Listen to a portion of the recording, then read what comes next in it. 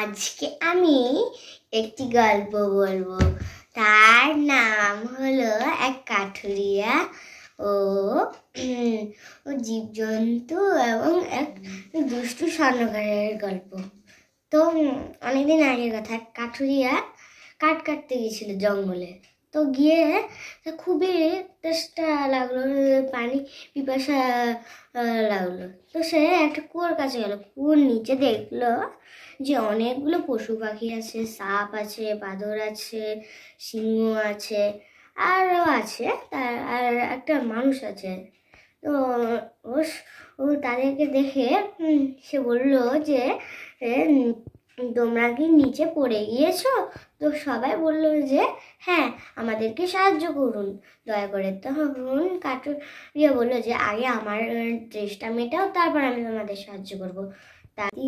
তাকে দড়ি দিয়ে বেঁধে নিল, আর যখন নিচে বালতিটা ঢুকালো তখনই সিংহটা হাতটা এরকম করলো, তারপর জলটা চলে গেল ওই পাত্রে। তারপর সেই কাঠুরিয়াটা এরকম করলো, তারপর সে নিজের চেষ্টা মেটালো। আর প্রথমে সে সিংহকে দড়ি দিল, আর সিংহকে এমনভাবে টানলো যে শেষ পর্যন্ত সে টেনেই ছাড়লো।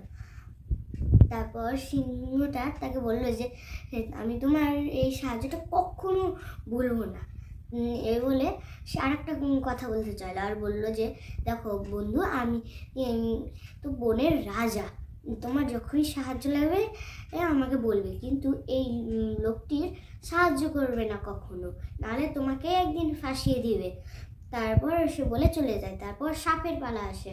তারপর সাপ সে বালতিটির ভিতরে ঢুকে যায় এবং উঠে যায়, এবং এরকম করে ঘুরিয়ে উঠে যায়। তারপরে সাপও একই কথা বললো সিংহর মতো, মানে বললো যে আমিও সাপেদের রাজা, আমিও তোমার এই কাজটা কখনো ভুলবো না। আমার যদি তোমার কোনো সাহায্য হয় তাহলে একবার মনের মধ্যে সাপ কথাটা বলবে, তাহলে আমি চলে আসবো তোমার মনের মধ্যে, আমি একটা জাদুকর সাপ। এ বলে চলে যাই। তারপর বাঁদরের পালা আসে। বাঁদরে একই কথা বলে যে আমি বাঁদরের রাজা। এইভাবে সেই লোকটির পালা চলে আসে। তারপর সেই লোকটিকে কোনো রকম করে টেনে টেনে বার করে কুয়ো থেকে। তারপর কুয়ো থেকে বার করার পর কাঠুরিয়া নিজে কাজ করতে থাকে। আর সে স্বর্ণকারকে বলে যে তুমি ঠিক আছে তো? সেই লোকটি তাকে বলে যে আমি স্বর্ণকার, যদি কোনো টাকা হলো লাগে তাহলে আমাকে বলবে। তাই সে কাঠুরিয়াটি 6 মাস পরে আবার চলে আসলো জঙ্গলে। তো জঙ্গলে যাওয়ার সময় সেই দিনের কুয়োটা দেখলো, আর তাদের বন্ধুদের কথা মনে পড়লো। সে সেই বাদর বন্ধুটাকে ডাকলো আর বললো যে আমি 2 দিন ধরে কিছু খাইনি, আমাকে একটু খেতে দেবে? তখন বাদর বললো যে ঠিক আছে, তুমি তো আমার বন্ধু, আমি তোমাকে আর দিতে পারি না নাকি? তুমি আমাকে যে সেই 6 মাস আগে আমাকে সাহায্য করেছো, তাহলে তার ফল তো তোমাকে পেতেই হবে। তারপর সে বাঁদরটা নিজে অন্য বাঁদরকে ডাকলো, আর নিজের বাঁদরের ভাষায় কথা বললো, আর বাঁদরগুলো চলে এলো। আর কিছুক্ষণ পরে দেখা যায় যে সেই বাঁদরগুলো নাকি অনেক অনেক ফল নিয়ে এসে শুধু কাঠুরিয়ার জন্য। কাঠুরিয়া খেয়ে নেয়। তারপর বাঁদর বলে যে কী ব্যাপার বন্ধু, তোমার তো মুখটা একটু ঘাবড়ানো লাগছে, কিছু কি হয়েছে? কাঠুরিয়া বলে যে না বন্ধু, আমার কিছু হয়নি, খালি আমার একটু টাকাটাই লাগবে, সিংহকে বনের রাজাকে আমার সাহায্য করবে।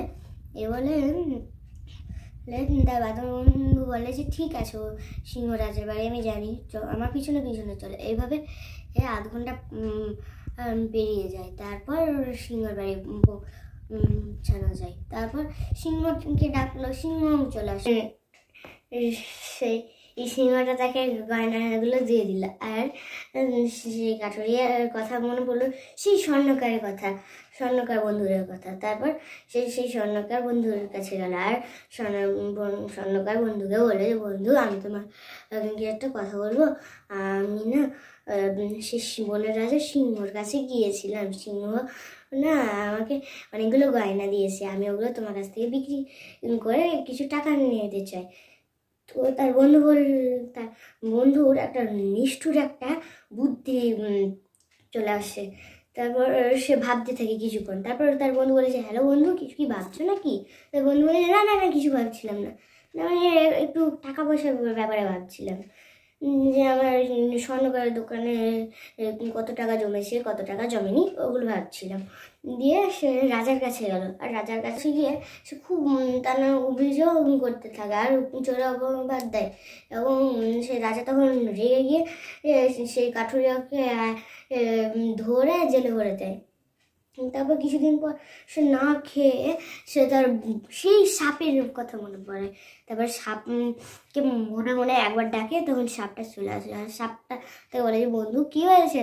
তখন তার বন্ধুকে কাঠুরিয়া সব কথা খুলে বলে। তারপর সাপটা তাকে একটা বুদ্ধি দিয়ে বলে যে, দেখো, আমি রানীকে এমনভাবে কামড়াবো যেটা কেউ ঠিক করতে পারবে না।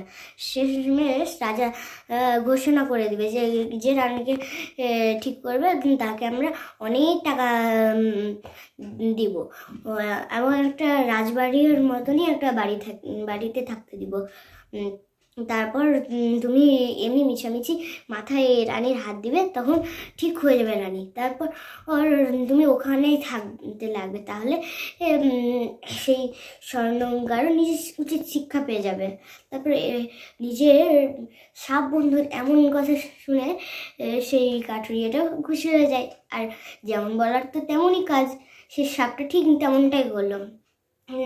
এইভাবে সেই রাজা যখন তাকে জিজ্ঞাসা করলো যে, তুমি কিভাবে এত বুদ্ধি পেলে, আর আমাকে সব ঘটনা খুলে বলো তো। তারপর কাঠুরিয়া কাঁদতে কাঁদতে সব কিছু কথা বলে, এবং সে স্বর্ণকারকে এবং জেনে এলে বন্দি করে দেয়। আর সে নিজের সুখে শান্তিতে সেদিন থেকেই ভালোভাবে থাকতে লাগে। আর আমরা এই গল্পটা থেকে এই শিক্ষাটা পেলাম যে মানুষের চেয়েও কিছু কিছু পশু আছে যারা খুবই সৎ।